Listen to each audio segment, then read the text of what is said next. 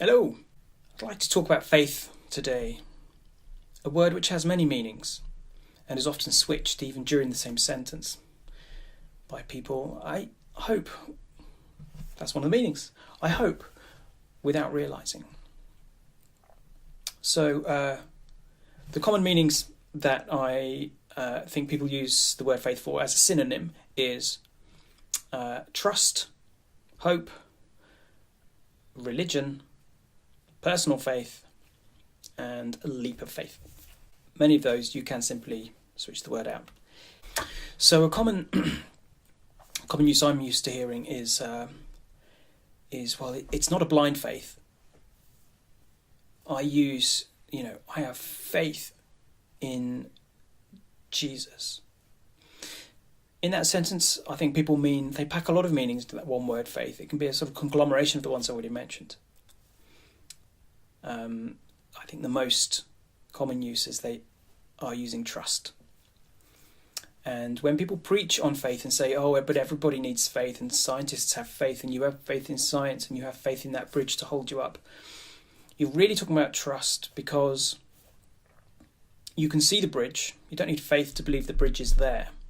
You're trusting in things like building regulations and engineering. You're trusting in science, yes, and everything that's come together that allows us to have bridges. How many bridges have you seen fall down? So now you're going on, your trust in the news to report to you when a bridge falls down. You also have all the experience of your life about how to tell the age of the bridge. And so you can tell it's quite old, you know it hasn't fallen down because it's still standing. Could you use trust? I have trust Jesus will save me. Well, that's fine. I have faith Jesus will save me. I have faith in Jesus. I have trust that Jesus will. So you're trusting there in the theology, you're trusting in the idea, but what you've slipped under the radar then that you may not realise, and that the preacher that you've heard talk about how everyone's got faith probably has failed to bring to your attention, is that although you have trust in Jesus, you are already using a leap of faith simply to believe that Jesus is some kind of being who is alive right now that you can communicate with. You're not using trust to assert that he is there. I know the bridge is there. I have to trust that the bridge works in order to go on it, and I've got good reason to trust it. But here, you might have good reason to trust Jesus because all these people around you that you believe are saying he's there and he's trustworthy, so that's fine. But you don't have a good reason to believe he exists because you've never seen him. And then that brings us on to one of the other meanings. So the personal faith. It's my faith. So people will sometimes use faith as a synonym for personal faith, for example. Well, it's my faith. I might ask you why it's okay in the Old Testament for God to kill babies. And you might say, well, according to my faith, I have got personal experience of God loving me. And so I don't need to worry about those difficult verses. And I'm sure there's an explanation. I'll find out when I die.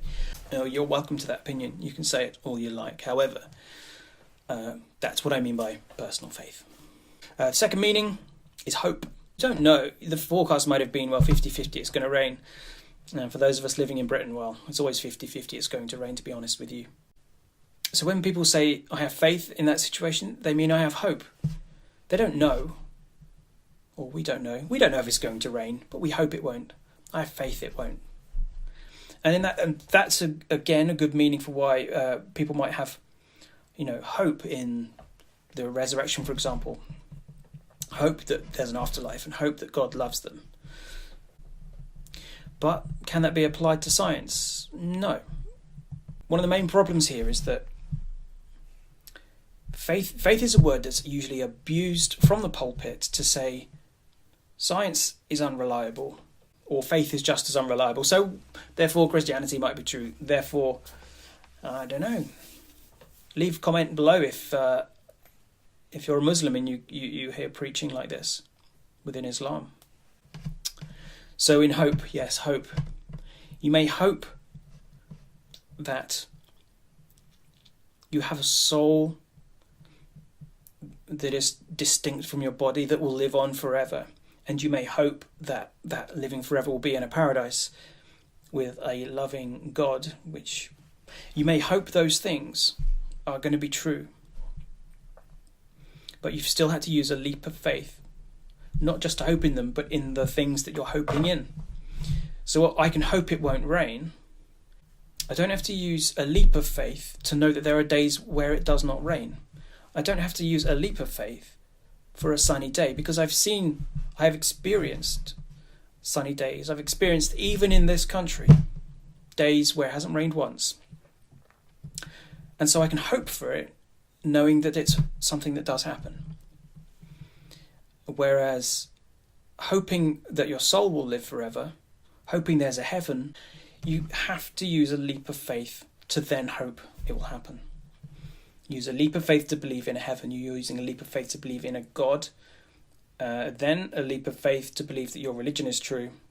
Now, I realise there's probably other evidence and other reasons that you would cite, which is fine. But just be aware that when you're hoping in those things, you are standing on. And you might use the word faith there. You see, I have faith in the afterlife. Well, you're using a leap of faith to believe it exists, and then you're hoping in its existence. It's a big mishmash. Problem with the word, really. Religion's another meaning, so people will say it's my faith. What faith are you? I'm Christian. I am Buddhist. So people use faith that way. So leap of faith has other meanings. Something like faith without sufficient evidence, or the excuse people give when they have no good reasons, or the rather inflammatory, pretending to know things you do not know. And so you have to ask yourself, you don't have to, I think you should ask yourself, which of these you use in your personal faith beliefs. And I think what's interesting is this. Using a leap of faith is something that doesn't apply in the scientific world. No true science has used a leap of faith. It uses data and measurements, makes predictions. It gets stuff wrong, sure it does. So, for example, how do we know that stars are gargantuan furnaces of nuclear fire burning millions, billions of light years away? I've never gone and seen these other stars. They're just dots in the sky. So what type of faith am I using to believe that? Well, I've got trust in the scientific methods, and I've got good reason to trust. I'm recording this on cameras which have used science. I know there's a scientific process. I know people who are scientists. I know that in science there is a consensus, unlike religion, which even within a given religion there's lots of different opinions. But everyone agrees in cosmology that star is a sun like our sun. I also know that if somebody could come up with new data that would disprove it, that they would make quite a name for themselves in the scientific community. And so I'm not using faith. I don't like to use the word faith. I mean, you can use the word faith there, but really it's a synonym for trust. There's no hope. I'm not hoping. I don't care what the star's made of. I just want to know what the current theories are. So in religion and for God, believing there's personally interactive creator out there, all the meanings of faith tend to apply. And I think that's where confusion rushes in, and people end up thinking that religious belief is as reliable as trusting in science, and it's not.